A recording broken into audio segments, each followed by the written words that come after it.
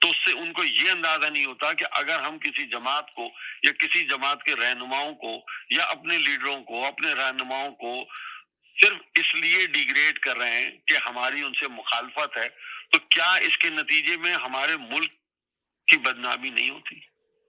کیا جو دنیا میں آج ہمارا سامنے امیج آ رہا ہے، چاہے وہ چیف جسٹس قاضی فائز عیسیٰ کے حوالے سے ہو، چاہے وہ نواز شریف کے حوالے سے ہو، برطانیہ میں جو کچھ ہوا اس میں ان دونوں کے لیے تو جتنی برائیاں ہوں گی میرے خیال سے کم ہے.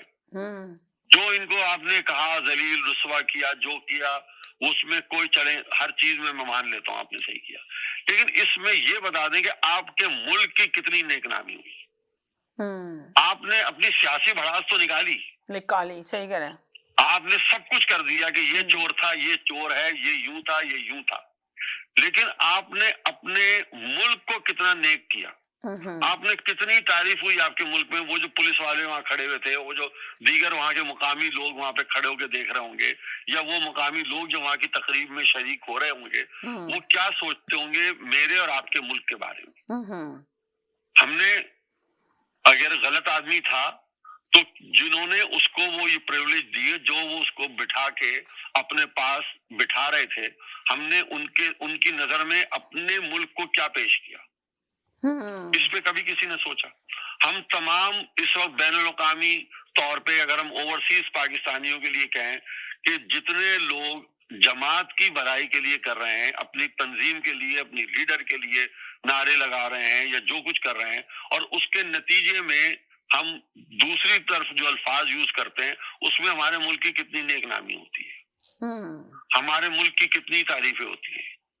ہم اس صرف اور صرف جماعتوں کو، شخصیتوں کا ساتھ دینے کے لیے اپنے ہر ادارے کو دن بدن نیچے سے نیچے کرتا چلا جا رہے ہیں. ہم اپنے ججوں کو گالیاں دیتے ہیں، ہم اپنے سرمایہ داروں کو گالیاں دیتے ہیں، ہم اپنے نظام کو گالیاں دیتے ہیں، ہم اپنی فوج کو گالیاں دیتے ہیں، اور پھر پلٹ کے ہم کیا کہتے ہیں کہ ہم تو سسٹم کو کہہ رہے ہیں، ہم تو 3 آدمیوں کو کہہ رہے ہیں، ہم 2 آدمیوں کو کہہ رہے ہیں، ہم 4 آدمیوں کو کہہ رہے ہیں. لیکن وہ 4 آدمیوں کا تعلق کس چیز کے ساتھ ہے؟ وہ 4 آدمی کہاں سے آئے ہیں؟ پاکستان کے ہیں یا نہیں؟ وہ کوئی آسمان سے اترے ہوئے نام تو نہیں ہے نا کوئی جن کے لیے ہم کہتے ہیں. ہم جو برائیاں کر رہے ہیں، ہم جو تعریف کر رہے ہیں، اس کے پس منظر میں ہم کس چیز کو بدنام کر رہے ہیں؟ کبھی یہ سوچا ہم نے یہ کبھی نہیں سوچا کہ ہم تمام تر ان چیزوں کو جہاں ہم کہہ رہے ہیں ہمارے شعور آ گیا، اس شعور کے نتیجے میں ہم ان لوگوں کے ساتھ ان کا جینا حرام کر دیں گے، ان کا مرنا حرام کر دیں گے. تو اس جینے مرنے حرام کے ساتھ کہیں نہ کہیں ہم اپنی زندگیوں کو بھی کمزور سے کمزور کرتے چلے جا رہے ہیں. جن ممالک میں بیٹھ کے ہم یہ سب کچھ کر رہے ہیں، کیا وہ ممالک آنے والے دنوں میں میرے وہ نوجوان جو ملک سے باہر نکلنا چاہتے ہیں ان کو پریفرنس دیں گے کہ ان لوگوں کو وہاں سے لایا جائے؟ کیونکہ ہم نے اپنے ملک کے کیا تصویر پیش کی ہے لوگوں کے سامنے کہ ہمارے ملک میں تو کرپشن ہے، ہمارے ملک میں جو چاہے آپ آسانی سے کروا سکتے ہیں. تو اسی لیے وہ ہمارے کاغذات کی بھی تصدیق دنیا سے ہٹ کے کرتے ہیں باہر کے ممالک. اسی لیے وہ باہر بلانے کے لیے سب سے آخری لیول پہ ہمارے لوگوں کو رکھتے ہیں.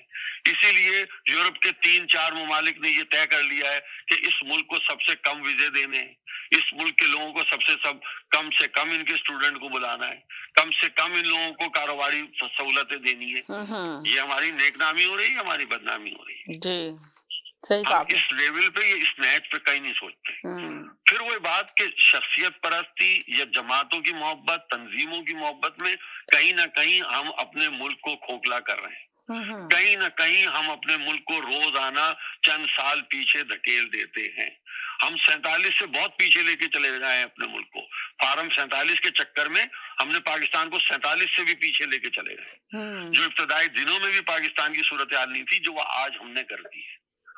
ہم سب کچھ کر رہے ہیں لیکن پاکستان کے مفاد میں اور پاکستان کی بھلائی کے لیے کچھ نہیں کر رہے. ہم تمام دنیا اس وقت اوورسیز پاکستانیوں کے جتنے ریڈیو ہیں، جتنے ٹی وی ہیں، جتنے چینل ہیں، اس میں آپ دیکھ لیں ماشاءاللہ صرف اور صرف پاکستان کی تعریفیں ہی ہو رہی ہیں.